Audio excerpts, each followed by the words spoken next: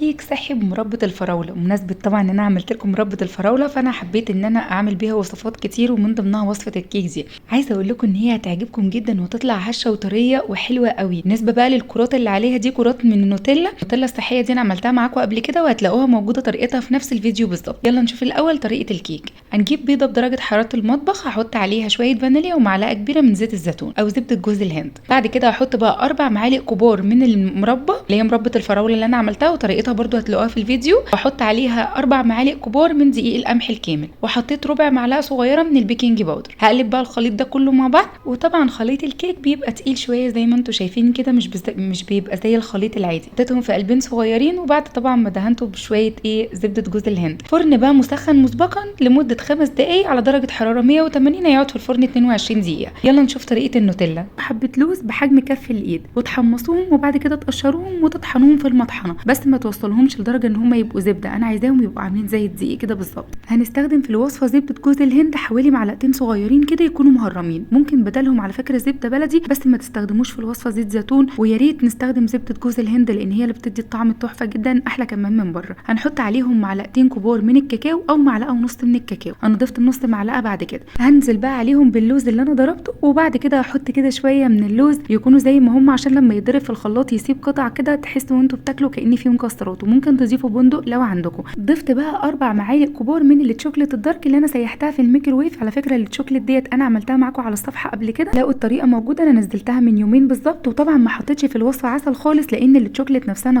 كنت حاطه فيها عسل ومخليه تحليتها حلوه جدا. همسك بقى الميكس ده كله واضربه في الخلاط، هيبقى معايا تقيل بالشكل ده. طب لو انتوا عايزين القوام يبقى اخفف من كده، تقدروا تضيفوا من معلقتين ل3 لبن عشان تخففوا القوام. وكده كده لما تسقع شويه هتديكوا القوام الكريمي الحلو جدا، وممكن تقيل وممكن خفيف، دي حاجه ترجع لكم انتوا. التخزين طبعا بتاعتها اسبوع واحد بس، او ممكن 12 ل 15 يوم بالكتير قوي. بالنسبه بقى لطريقه مربى الفراوله، يلا نشوف الطريقه. معايا فراوله طبعا الكميه اللي انتوا عايزينها، هحط عليها نص كوبايه من الميه، وما تبالغوش في الميه عشان خاطر ما تطلعش خفيفه منكم. وبعد كده هحط سكر دايت، تقدروا تستخدموا عسل نحل طبيعي، هو اللي بيظبط القوام بيخليها اتقل، وبتختلف على فكره في الطعم. انا بحسها بالعسل النحل افضل من السكر الدايت. حطيت معلقتين كبار من السكر الدايت، وطبعا التحليه دي بتاعتكم انتوا. رفعتها على النار، وللاسف بعد ما رفعتها وهي من غير تقطيع رحت رجعت قطعتها تاني دواير كده. انا برفعها على نار عاليه، اول بقى ما تغلي وتاخد اللون ده ببتدي اوطي عليها بقى واسيبها لحد ما تستوي. بعد كده بحطها في طبق. واللي بيظبط معايا القوام برده تاني حاجه بذور الشيا، مهمه جدا لانها بتمتص السوائل وتخليها تقيله زي اول الفيديو بالظبط. مهم جدا تظبطوا الميه اللي انتوا بتحطوها عليها في الاول،